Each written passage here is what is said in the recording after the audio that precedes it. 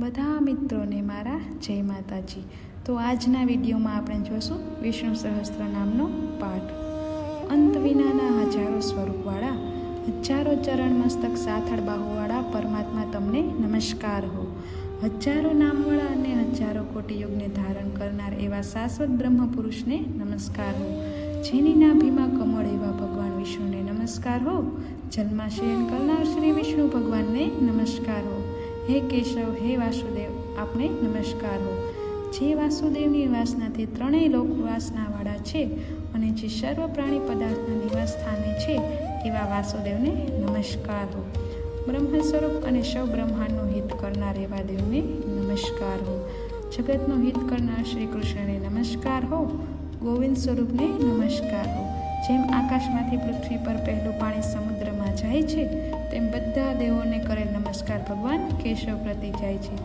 જેમાં શ્રી હરિનું પૂજન થાય છે એવો આ માર્ગ નિષ્કુંઠ છે અને શ્રી હરિના ભજન પૂજન વિનાના માર્ગને કુમાર્ગ જાણો।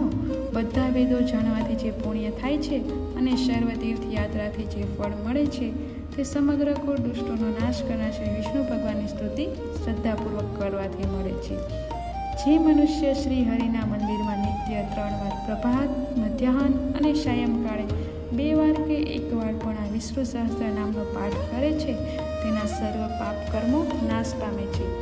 જે મનુષ્ય આ સ્તોત્રનો પાઠ ભાવ ભક્તિથી કરે છે તેના શત્રુઓ બળી જાય છે, તેના ઉપર સર્વગ્રહો શાંત રહે છે અને તેના સર્વ પાપ વિનાશ પામે છે।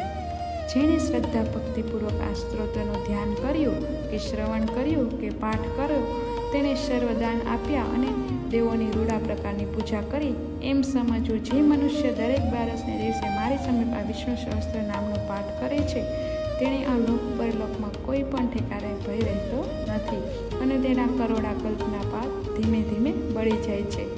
હે અર્જુન, જે મનુષ્ય પીપળાની પાસે કે તુલસીની પાસે બેસીને આ વિષ્ણુ સહસ્ત્ર નામનો પાઠ કરે છે તે કરોડો ગાયોના દાનનું ફળ પામે છે।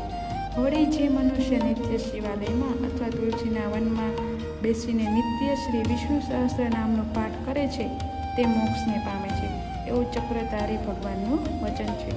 ઇતિ શ્રી જન્મ મહાભારત ભીષ્મ યુધિષ્ઠિર સંવાદે શ્રી વિષ્ણુ દિવસ સહસ્ત્ર સ્ત્રોત સંપૂર્ણમ। શ્રી કૃષ્ણ શરણમ મમ। તો મિત્રો, આજે આપણે આ વિડીયોમાં વિષ્ણુ સહસ્ત્ર નામનો પાઠ જોયો। તો તમને ગમ્યું હોય તો લાઈક, શેર અને સબસ્ક્રાઈબ કરવાનું ભૂલતા નહીં। તો મળીએ આવતા વિડીયોમાં।